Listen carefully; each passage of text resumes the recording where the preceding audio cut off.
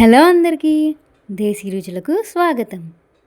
ఈరోజు మనము గోంగూర నెత్తళ్ళు ఎలా చేసుకోవాలో చూద్దామా. ఈ కర్రీని ఇష్టపడే వాళ్ళు ఎంతమంది ఉంటారో, ఇష్టపడని వాళ్ళు కూడా అంతేమంది ఉంటారు.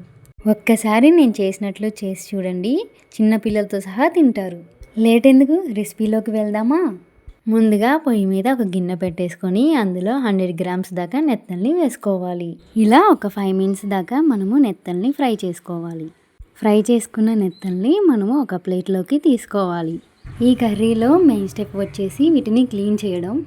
ముందుగా మనము ఒక చాక్ తీసుకొని ముందు మరియు వెనుక చాపకున్న పొట్టుని మొత్తం గీరాలి. తరువాత ఫ్రంట్ పార్ట్లో ఉన్న హెడ్ మరియు బ్యాక్ పార్ట్లో ఉన్న టెయిల్ని కూడా తీసేయాలి. ఇలా ఎంతో ఈజీగా నెత్తల్ని క్లీన్ చేసుకోవాలి. మరి నెత్తల స్మెల్ చాలామందికి నచ్చదు కదండి. ఆ స్మెల్ పోవడానికి ఈ టిప్. అది ఏమిటంటే మనము గోరువెచ్చగా నీటిని కాచుకొని ఒక బౌల్లోకి వేసుకోవాలి. అందులో ఇప్పుడు మనము ముందుగా వేయించి పెట్టుకున్న నెత్తల్ని వేసుకోవాలి. ఈ నెత్తలని ఒక 15 నిమిషాల దాకా మనము పక్కన పెట్టేయాలి. అలా చేయడం వల్ల ఆ చేపలలో ఉన్న వాసన కానీ డస్ట్ కానీ పోతుంది. అవి కాస్త నానేలోపు మనం ఉల్లిపాయ మరియు పచ్చిమిర్చిని తరుగుదాం. ముందుగా ఒక పెద్ద సైజు ఉల్లిపాయ లేదా చిన్నగా ఉన్న 2 ఉల్లిపాయలు తీసుకొని మనము సన్నగా పొడుగ్గా తరుగుకోవాలి. మీరు కావాలంటే 2 టమాటాలని కూడా కట్ చేసి వేసుకోవచ్చు. కాకపోతే గోంగూర పులుపు ఉంటుంది కాబట్టి నేను వేయలేదు, మీరు కావాలంటే వేసుకోవచ్చు. పచ్చిమిర్చిని కూడా మనము గుండ్రంగా కట్ చేసి పక్కన పెట్టేసుకోవాలి.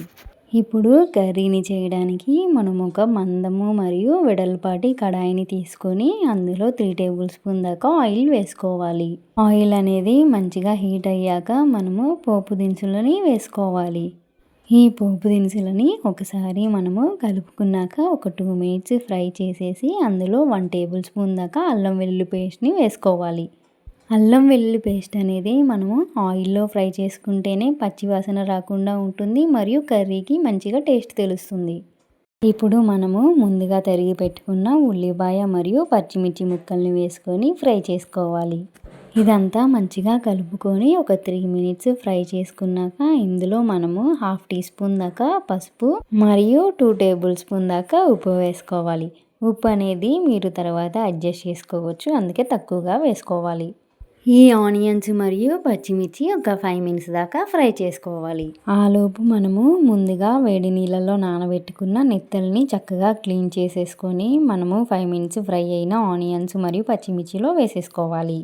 మనము ముందుగానే ఫ్రై చేసుకొని మరియు హాట్ వాటర్లో నానబెట్టుకున్నాం కనుక మనకి ఫ్రై అవ్వడానికి ఎక్కువ టైం అనేది పట్టదు.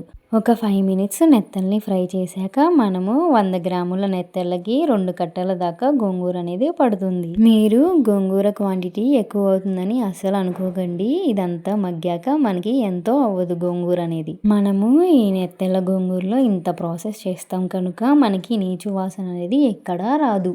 ఇలా గోంగూర అంతా ఒకసారి మంచిగా కలుపుకున్నాక ఒక 10 మినిట్స్ దాకా ఫ్రై చేసుకోవాలి. చూశారు కదా, గోంగూర అనేది ఒక 10 మినిట్స్ మగ్గాక ఎంత తక్కువగా వచ్చిందో. ఇప్పుడు ఇందులో మనం ఒక 2 టేబుల్ స్పూన్ దాకా కారాన్ని వేసుకోవాలి. ఈ కారం విషయంలో మీరు గమనించాల్సిన విషయం ఏమిటంటే ఏదైనా నాన్ వెజ్ వంటల్లో అయినా పులుపున్న వస్తువులతో చేస్తున్న కర్రీ అయినా కారం అనేది కాస్త ఎక్కువగానే పడుతుంది. ఇప్పుడు ఇందులో మనం టీ తాగే గ్లాస్ అంత వాటర్ని వేసుకొని మరలా ఒక 30 నిమిషాల దాకా ఉడికించుకోవాలి. ఈ టైంలోనే మనం ఒకసారి ఉప్పు మరియు కారాన్ని చూసుకొని అడ్జస్ట్ చేసుకోవాలి. ఒక 30 నిమిషాల తర్వాత కర్రీలో అలా ఆయిల్ పైకి తేలుతుంది. అలా తేలితే మనకి కర్రీ అనేది రెడీ అయినట్లు అర్థం. ఇంకేంటండి ఆలస్యం, మీరు కూడా ఈ గోంగూర నెత్తల్ని ఒకసారి ట్రై చేసి ఎలా వచ్చిందో నా కామెంట్ సెక్షన్లో కామెంట్ చేసేయండి. సరేనండి, ఇంతవాటికి నా ఛానల్ సబ్స్క్రైబ్ చేయకపోతే లైక్ చేసి సబ్స్క్రైబ్ చేసి పక్కనున్న బెల్ ఐకాన్ క్లిక్ చేయండి. Bye bye, see you in next video.